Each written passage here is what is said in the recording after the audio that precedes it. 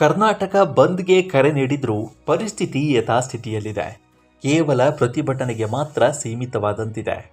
Satellite bus ನಿಲ್ದಾಣದಲ್ಲಿ ತಮಿಳುನಾಡಿನ ಬಸ್ಗಳಿಗೆ ತಾತ್ಕಾಲಿಕ ತಡೆ ನೀಡಿದ್ದು, ಉಳಿದಂತೆ ಬಿಎಂಟಿಸಿ, ಕೆಎಸ್ಆರ್ಟಿಸಿ ಹಾಗೂ ಖಾಸಗಿ ಬಸ್ಗಳ ಓಡಾಟ ಯಥಾಸ್ಥಿತಿಯಲ್ಲಿದೆ.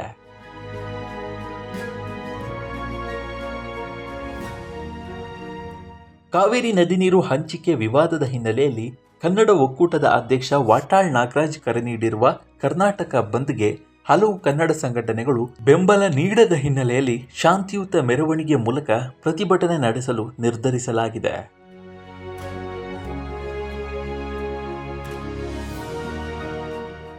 ಕಾವೇರಿ ನದಿಯೇ ಜೀವನಾಡಿಯಾಗಿರುವ ಮಂಡ್ಯ ಹಾಗೂ ಮೈಸೂರಿನಲ್ಲೂ ಕರ್ನಾಟಕ ಬಂದ್ಗೆ ಮಿಶ್ರ ಪ್ರತಿಕ್ರಿಯೆ ವ್ಯಕ್ತವಾಗಿದೆ. ಮಂಡ್ಯದಲ್ಲಿ ಸಾರಿಗೆ ಸಂಚಾರ ವಿರಳವಾಗಿದ್ದು, ಅಂಗಡಿ ಮುಂಗಟ್ಟುಗಳು ಬಂದ್ ಆಗಿವೆ. ಪೊಲೀಸ್ ಬಂದೋಬಸ್ತ್ ವಹಿಸಲಾಗಿದೆ. ಮೈಸೂರಲ್ಲಿ ಪ್ರತಿಭಟನೆಗಳು ಮಾತ್ರ ನಡೆಯುತ್ತಿವೆ. ಬೆಳಗ್ಗೆ 6ರಿಂದ ಸಂಜೆ 6ರವರೆಗೆ ಬಂದ್ಗೆ ಕರೆ ನೀಡಿರುವ ಹಿನ್ನೆಲೆಯಲ್ಲಿ ಬೆಂಗಳೂರಲ್ಲಿ ಪೊಲೀಸ್ ಭದ್ರತೆಯನ್ನು ಹೆಚ್ಚಿಸಲಾಗಿದೆ. ಪ್ರಮುಖ ಬಸ್ ನಿಲ್ದಾಣಗಳಲ್ಲಿ ಹೆಚ್ಚುವರಿ ಪೊಲೀಸರನ್ನು ನೇಮಿಸಲಾಗಿದೆ. ತಾತ್ಕಾಲಿಕವಾಗಿ ತಮಿಳುನಾಡು ಬಸ್ಗಳನ್ನು ಸ್ಯಾಟಲೈಟ್ ನಿಲ್ದಾಣದಲ್ಲಿ ತಡೆ ಮಾಡಲಾಗಿದೆ. ಪರಿಸ್ಥಿತಿ ನೋಡಿಕೊಂಡು ಪೊಲೀಸರು ಅನುಮತಿ ಕೊಡುವ ಸಾಧ್ಯತೆ ಇದೆ.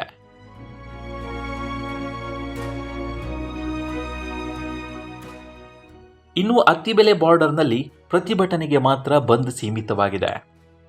ಮೆಜೆಸ್ಟಿಕ್ನಿಂದ ತಮಿಳುನಾಡು ಕಡೆಗೆ ಹೋಗುವ ಕೆಎಸ್ಆರ್ಟಿಸಿ ಬಸ್ಗಳನ್ನು ತಾತ್ಕಾಲಿಕವಾಗಿ ನಿಲ್ಲಿಸಲಾಗಿದೆ. ಪರಿಸ್ಥಿತಿ ನೋಡಿಕೊಂಡು ಬಸ್ ಸಂಚಾರಕ್ಕೆ ಅನುಮತಿ ಸಿಗುವ ಸಾಧ್ಯತೆ ಇದೆ. ಇನ್ನು ಬಂದ್ ಹಿನ್ನೆಲೆ ಏನಿದೆ, ಏನಿಲ್ಲ. ಕೆಲ ಸಂಘಟನೆಗಳು ಮಾತ್ರ ಬಂದ್ಗೆ ಬೆಂಬಲ ನೀಡಿರುವುದರಿಂದ ಸಾರ್ವಜನಿಕ ಸೇವೆಗಳಲ್ಲಿ ವ್ಯತ್ಯಯ ಉಂಟಾಗಿಲ್ಲ. ಟ್ಯಾಕ್ಸಿ, ಆಟೋ ಸಂಘಗಳು, ಶಾಲಾ ಕಾಲೇಜು, ಹೋಟೆಲ್ಗಳು ಬೆಂಬಲ ನೀಡುತ್ತಿಲ್ಲ.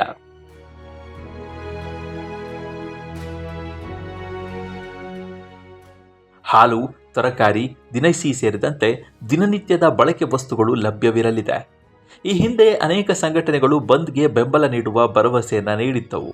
ಈಗ ಕೆಲ ಸಂಘಟನೆಗಳು ಬೆಂಬಲವಿಲ್ಲ ಹಾಗೂ ಇನ್ನೂ ಹಲವು ಸಂಘಟನೆಗಳು ನೈತಿಕ ಬೆಂಬಲ ಮಾತ್ರ ನೀಡುವುದಾಗಿ ಘೋಷಿಸಿವೆ. ಇದು ನ್ಯಾಯಸಮ್ಮತವಲ್ಲ. ಆದರೆ ಯಾರು ಬೆಂಬಲ ಕೊಡಲಿ ಬಿಡಲಿ, ನಾವಂತೂ ಹೋರಾಟಕ್ಕೆ ಇಳಿತೇವೆ ಅಂತ ಕನ್ನಡ ಒಕ್ಕೂಟದ ಅಧ್ಯಕ್ಷ ವಾಟಾಳ್ ನಾಗರಾಜ್ ಹೇಳಿದ್ದಾರೆ.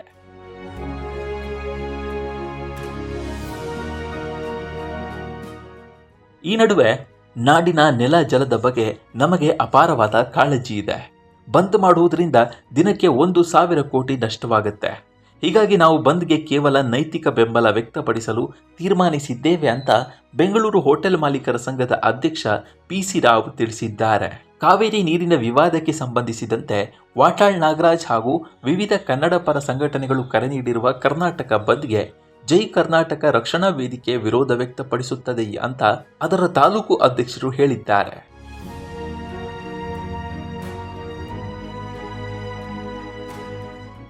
ಭೀಮಾ ನದಿ ನೀರಿನ ಸಮಸ್ಯೆ, ಬರ ಹಾಗೂ ರೈತರ ಸಂಕಷ್ಟದ ಸಂದರ್ಭದಲ್ಲಿ ಈ ಭಾಗದ ರೈತರ ಪರವಾಗಿ ರಾಜ್ಯ ಮಟ್ಟದ ಹೋರಾಟಗಾರರು ಹಾಗೂ ರಾಜಕಾರಣಿಗಳು ಧ್ವನಿ ಎತ್ತಿಲ್ಲ.